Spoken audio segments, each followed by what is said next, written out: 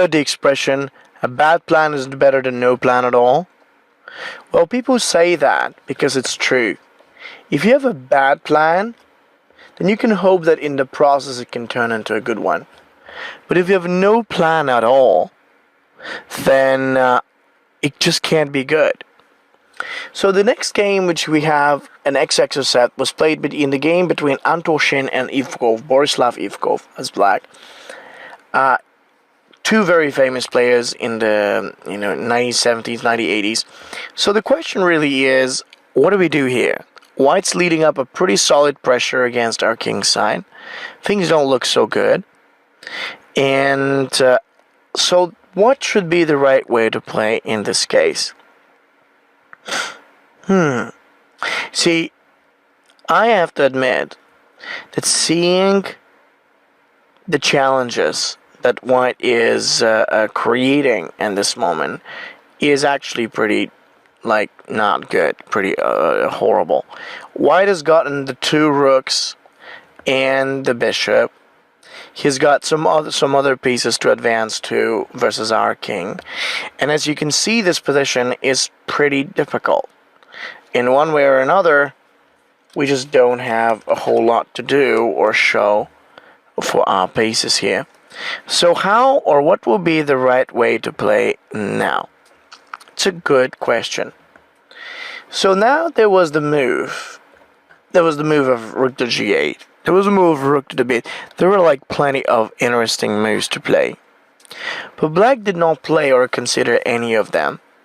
Because they really, honestly, they don't matter. What really matters is that black gets to find a quick counterplay. A quick counterplay is the best possible idea or the best possible suggestion you can come up with in a similar position. And while a move like c6 to the b4 and then potential b5 might work, I like to say that white is going to be in a pretty good position and condition to challenge. But then, when a move like b5 takes place, well, that's a different story. This specific move guarantees us the opportunity to advance and attack quickly. And not only that, but it actually brings black's play to the next level. Now what I want you to do is to calculate it, because this, as you could guess, is a breakthrough. Now breakthroughs are not always that bad, nor actually they're too good. You just want to calculate them very carefully so that you know for sure as to what is supposed to happen. So let's think carefully about the possibilities that b5 could provide us with. What will be the effect, the consequences, and more importantly, whether it's the right time. Take a little moment and calculate b5. And I'm going to make the analysis so you can compare your suggestions with what really happened in the game. Well, the truth is that the moment b5 takes place, there's really no risk. I think that's one of the first things that you've got to look for when you're actually calculating a line of this kind. Ask yourself, what is the risk? If there is a significant risk that you're going to take, yeah, better don't. But if there is no risk at all, or there is a little risk, you can jump in, and the move actually makes sense. That's what the move of b5 is all about. The truth of the matter is that b5 will help black out a lot with his ability to pretty much get all his important pieces into the play. And as such, the move actually turns out brilliant. It's giving black the space and the freedom to attack. It's going to give him the chance to utilize every single one of those pieces beautifully. And that's exactly what is so necessary in this position. The other things also matter, but not as much. Not as much as the ability to open. Not as much as the ability to break through and really prove that the whole sequence is going to work. Now that is what I call important. It was great.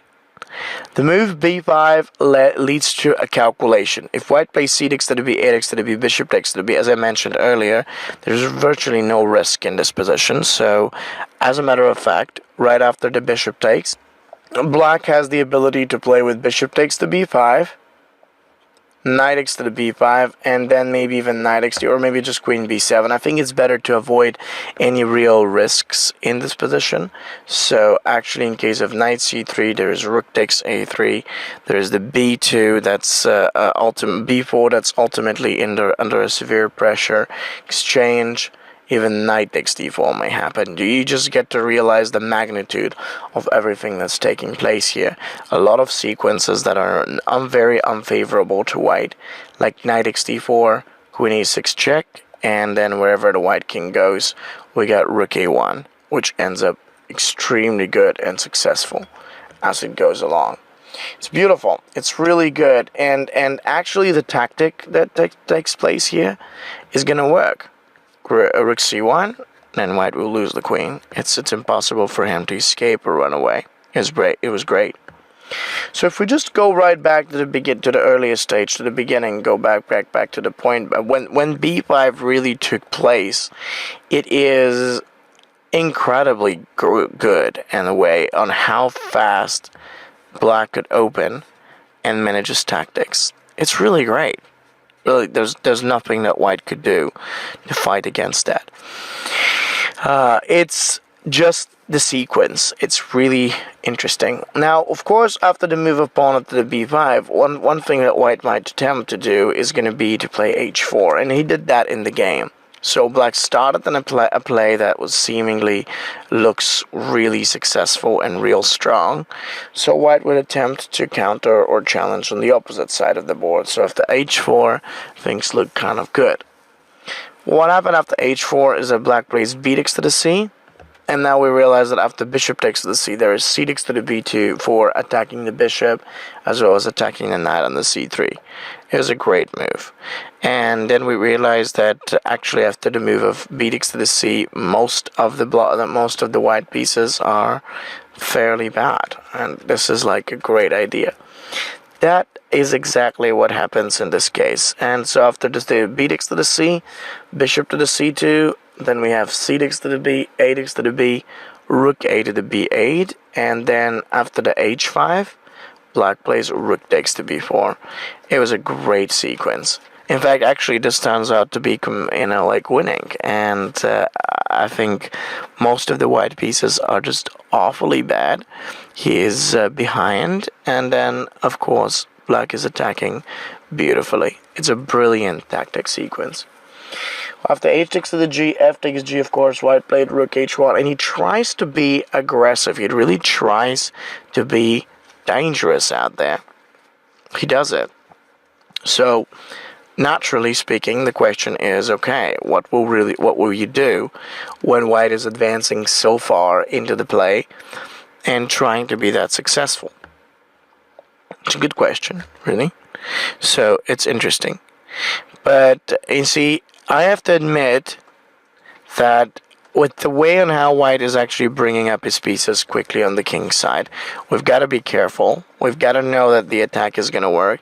Yet, you should only worry in case your opponent actually has any major threats. Presently, there are no immediate threats, or at least not ones that can possibly help him to damage our position. And so, we don't have to bother. Let's continue. Do stop your plan only if your opponent forces you to. The pressure that black is now creating is pretty strong, especially as we get to see that there's the c2, and there is more stuff on the way. It's pretty powerful, and it's actually challenging. Now, as soon as that move goes along, white is bad. I mean, in what way he's bad? Well, in a very simple way. He has a problem with bringing his pieces together. c2 is being put under pressure. And while most of the white pieces are definitely passive and backward and bad, black just continues and carries on with the attack. So he does it beautifully well. After the move of rook to b2, white picked up the only move that he could do, which was king to the d1, hoping to run away and escape. But then black made the move of queen a5, and that was really fantastic. It's just, you don't have to look or do anything different. Just get your pieces against the opponent and make him worry. Like now with the move of queen to a5, we have the pressure over c3, we have the opportunity to advance and tactically threaten against the white queen side, and then we have the rook that's great, we have the queen that is powerful, and then we have the fact that white is awfully challenged on all areas, at all sides. It was brilliant. So the whole thing is, after the move of queen to the a5, now white is in trouble. He apparently has a lot to worry about this, so there's more for him to worry than just, the nice challenge out there. And it was great. That's how it's supposed to go. See, forget the rest. Really, the rest doesn't even matter that much. So the one thing that actually does matter is the pressure and the threats. Actually, there are two things. So I realize now when I say it, it's two things. It's okay. The real deal is create the pressure, hold your opponent back there, make him worry because of your strong pieces. And as you go along in that way, as you keep him on the backside, he is really gonna lose quite a bit. And white did. It's impossible, or not so much impossible, but very difficult for white to really cover or recover, so to speak. So in this position, it's clearly brilliant for black. After the move of queen a5, white did knight g5, and let's see if you can find out black's best ability to counterattack. What do you think black's got to do here? Take a second and think about this carefully. Black is really well played. He's got most of his pieces strong. They're powerful, relevant. What do we do? Of course, knight takes g4. This move is awesome. It's setting up the threat against the white pawn structure and the pieces, and then the moment this happens, I think that white is in a deep trouble. So he has a lot to worry with the c2, with the f2, with the c3, and with the king that's back there. The majority of white's pieces are fairly bad, and this is just the beginning. Very strong move. In fact, what's quite interesting is that white has no way to take that knight or anything. So he does the only thing that it seems like he could do. Let's open up and deliver a little bit of a threat here, right? I mean, this looks good. Yeah, he does. But it doesn't work. Because as white does this, the major problem is the fact that, the other moves that are going to happen actually do not work at all. King g8, queen c1, and bishop takes g. While black had many threats against f2 and everything that make him very successful, we can't say the same thing about white. White has huge difficulties with his own pieces in the position, and this is just going to be the start of it. So there's a lot more to happen that will make white's position incredibly bad and most difficult. Yes, it works beautifully. Yet it does work. So it's great. And think about that. What's so important about such a position is keep the opponent in the act and under pressure. Make him worry. And so one of the things that you've got to do in this position is keep the pressure. White moves back. We have bishop takes g. I think the key lesson of this game really is the active counterplay. Of course, white is now losing, but it wasn't so much about that. You see, it wasn't really about that. It was about the challenge, the tension, the fact that white was constantly unable to get out. And that really helped black to be as successful as he is right now. Let's take a look at another example. The game that we have in this case is about black and actually his intention to follow up against the opponent. So what we got here is a position in which black is passive. He's backward. He's not doing too well. And the reality of the situation is that the more passive we feel, the worse it's going to get. The problems are going to get bigger. and the trouble is going to get stronger. So what do we get here? And that's very important. What are we supposed to do now? Now, when you're looking at this type of position, the key concept is to always think and ask yourself the question, how do I find myself more active? How do I find myself breaking through the chains of the backward pieces in the position? And the reality is that it's not very easy, It really isn't. So black has to figure an exact way on how to do this without having to, make his position worse or something similar. So what's the way to go through? What's the best way to play it? Let me put it this way. There are a few different lines and variations to continue. There are. Some of them could be G6. Others could be different. But it is indeed an important position. So, how to play or what to do, what to think of. Let's try to go over these steps right now.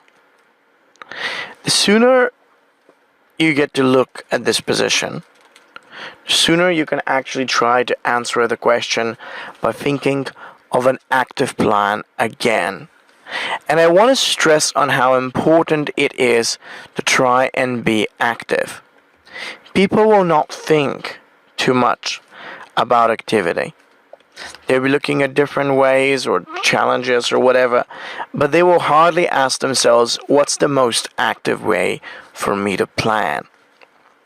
And now, I need you to be careful exactly at this question. How you can try and be more active than your opponent. How can you do that? How can you be more active? Now, the truth of the matter is that black is fairly passive. There's no doubt about that. On the other hand, he's got some pieces that just don't feel too good, and that's also true. So, we do have a bit of a situation here, seeing the different ways on how black has moved and pushed to put his pieces, like the backward knight on the b8 and the other pieces that are just behind. So what do we do about that? Let's try to think of that question very, very carefully. Seeing the situation and how everything is, what we need to do is just find a way to break through the chains and make it with subtlety. The best way is to try and play e6. That was Mihiltal playing versus Zapata in this case. What is the reason behind the move e6? The reason why that move works is because now black is not only challenging and pushing against the white center, but the more important thing is that we're going to get the idea of bringing that queen up to h4, and then the chance to attack against the white king in the white position in different ways. It was beautiful to actually witness this move happening so quickly. And the more interesting idea is that there is basically nothing that white can do. Nothing significant white can do in response. Very strong idea. Pawn up to e6. Counterattacking is not always the smartest choice, because in many occasions if you try to counterattack and push the position a little too much, that could end up badly. You can just create weaknesses or vulnerabilities to your position. You cannot protect that easily, and there could be other problems associated with that. So for this reason, I'd like to stress on the importance of dealing with our opponent's biggest or most powerful piece that is. Right now, presently, there is the pawn on d5, which actually turns out to be the biggest challenge in our position, and things don't work too well unless we deal with it. It was a great move, and it works out even better as it goes along. The sooner black played the move of pawn up to the e6, the sooner white turns out to be a bit challenged. So he actually played the only thing that he could. Let's take a look. After e6, of course, white's a little backward. So he played queen to a4 with the check. Now, white could have done a move of d6, but then black could play queen h4, followed by one more queen check, and things are good. So what white did was the move of queen to a4, and then black played queen d7. Queen takes to the d7, and then there is the move of knight takes to the d7. It's interesting because suddenly it does feel like white's position is actually not as strong anymore. It's not as perfect, it's not as good, and yes, we could see the real reason why e6 works. Now, what white plays with queen e4 and he exchanges, but the important thing here is to realize that with the exchanges, white also loses quite a bit of his own attack, quite a bit of his own pressure and possibilities. So every exchange of this kind, in fact, does quite a good job to help black out with his position. So yes, the move of queen a4 feels like it was forced, it was pushed and rushed, and it just doesn't work. Let's take a look and see what it comes next. Queen takes to the d7, knight takes to the d7. Now naturally d takes d does not work because like quite a few of the moves here are gonna guarantee black a great play, a great possibility to step up and move forward in this way. So you realize the danger and the problems. So white felt the danger, so he actually continued after knight takes the d7 with knight f3, hoping to gather the defense around the e5 and actually step well. And so once that move actually took place, black played e takes to the d. It turns out that now white is so unsuccessful that his whole position gets broken. His whole structure gets broken. It's amazing. Trade, takes, bishop c4, knight b6. So after bishop b5, black does bishop to d7. Not only the development is bad, but also every single piece that white has pretty much feels at the backside, badly placed, and pretty much nowhere. So after bishop d7, white played with a move. White can play bishop takes to the d7, king takes to the d7, and then in fact what we realize is that there will be a move of rook to the d8 coming in, or king c6 that will follow too. It's actually pretty straightforward. White is in trouble. So what we get to learn about this position is how important it is to play actively, and yet we could use that as a part of our counterattack, as a part of the plan to threaten or challenge against our opponent. It was beautiful. Let's take a look at another similar example which shows us the importance of the opponent's strong activity. Let's talk a little bit about this example. In here, what we see is that, well, black is a little back. He has problems, and a lot of his own forces are quite backward in this case. So the real question to ask yourself is, alright, black is definitely not doing too well. He's got certain problems, and the bishop on c8 or the rook on a8 are undeveloped. So remember that you cannot allow yourselves to stay passive. If you do stay passive, things are likely going to work in a very bad way.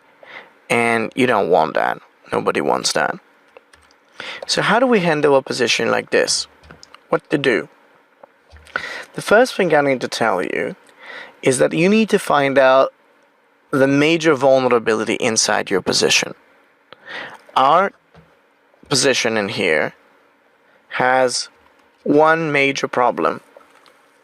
And if you look at this very carefully, you realize that it's the fact that we are terribly backward. Being backward in such a position is not good. So what to do? How to actually think about this position? Well, it is absolutely necessary that we get to deal with the opponent's good activity. Since we already talked about how important activity is and what possibilities it can bring you, it is very necessary that we open. We basically need to push, need to even break. e6 was a very necessary counterattack. With the move of e6, we are ready to deal with the white's strong pawn on d5 and thereby simply open up all our important pieces against the opponent. And that is what really counts. That's what really matters.